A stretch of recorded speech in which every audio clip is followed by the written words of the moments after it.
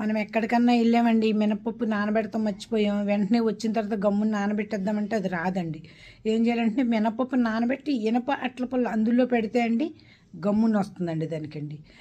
ఇడ్లీలకి ఏంటంటే అండి, ఇది మీకు చలికాలం అయితే గమ్ముని స్పాంజ్లో పొంగవండి.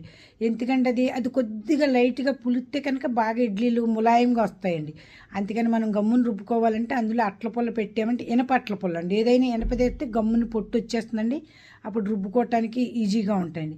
ఇలా చోటా చోటా ట్రిప్స్ గురించి కొంతమంది ఒకళ్ళిద్దరు అంటే నేను దాని గురించి మళ్ళీ చెప్పడానికి ఏదన్నా ఇలా ఎవరన్నా అడిగితే మట్టుకు నేను ఉండలేనండి. ఇంక నేను ఫోన్ చేస్తాను. ఇప్పుడు మానవుడికి అన్ని రకాలు సువిధాలు వచ్చినాయి అంటే మినపప్పు రుబ్బి ఫ్రిడ్జ్లో కాదండి, డీప్ ఫ్రిడ్జ్లో కాదండి, ట్రే ఉంటుంది కదండి, టిఫిన్ డబ్బాలో పెట్టే ట్రేలో పెట్టి తర్వాత మీరు ఒక రోజు తర్వాత కానీ 2 రోజుల తర్వాత గారెలు వేసి చూడండి, నూనె తక్కువలో అవుతుందండి. ఇది నేను టెస్ట్ చేసిన తర్వాత చెప్తున్నానండి. నూనె దానికి మనకి తక్కువ లాగుతుందండి. ఇలాంటి చిన్న చిన్న ట్రిప్స్ మీరు పనులకి వెళ్ళి వాళ్ళు వీళ్ళు పొద్దున్నే టిఫిన్లు కట్టి వాళ్ళు కంగారు అన్నప్పుడు రాత్రే రుబ్బించుకున్నాను. డీప్ ఫ్రిడ్జ్లో కదండి, అదే ట్రేలో పెట్టుకుని వేసుకున్నారంటే చక్కగా గార్లకు నూనె లాగదండి. ఆయిల్ లేని ఫుడ్ తినమని అంటున్నారు కదండి, అందుకే నేను ఈ విధంగా మినపప్పు రుబ్బిన రుబ్బు ఎక్కువసేపు బయట ఉన్నా కానీ అది ఆరోగ్యానికి హానండి, చిన్నపిల్లలకైనా పెద్ద పిల్లలకైనా అండి. అందుకని మనం చలికాలం అయితే పెందరకాడ రుబ్బుకోవాలండి. ఎండాకాలం అయితే ఎంత లేటుగా రుబ్బితే అంత మంచిదండి మినపప్పు అండి. ఎందుకంటే అది పులిసిపోయిందంటే మనకు డైజెస్ట్ అవ్వదు, చిన్నపిల్లలకి డైజెస్ట్ అవ్వదు, రకరకాల ప్రాబ్లమ్స్ వస్తాయండి. అందుకే ఇది కూడా నేను చెప్పదలుచుకున్నానండి. నేను ఇది చెప్తుంటే మీకు తప్పైతే నన్ను క్షమించండి, మన్నించండి, కానీ చెప్పకుండా ఉండలేకపోతున్నానండి. ఈ హైదరాబాద్లో కుక్కలు అన్నం వేసినా గారెలు వేసినా బూరెలు వేసినా కూడా తింటలేదండి. మనం అంత బాగా వండుతున్నామండి. ఇప్పుడు పూజలు చేశారు, అందరూ కామెంట్లు పెట్టారు, లక్ష్మీదేవి ఫోటోలు పెట్టారు. అసలు అలా చూపించకూడదు లక్ష్మీదేవినండి.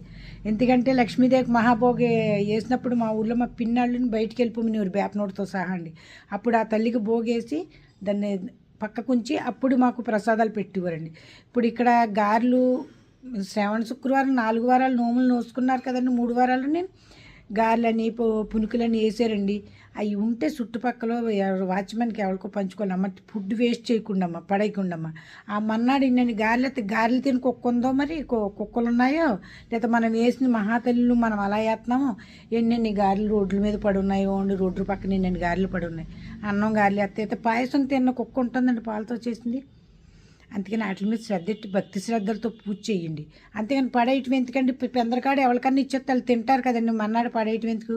అది ఎర్రగా ఏగించుకుంటే కొంచెం ద్వారగా ఏగించుకుంటే మన్నాడు మనం టిఫిన్ కింద అయిపోతుందండి. అంతేకాని వేస్ట్ చేయకుండా అది లేకుండా మంచినీళ్ళు లేకుండా ఎంతోమంది బతుకుతున్నారు.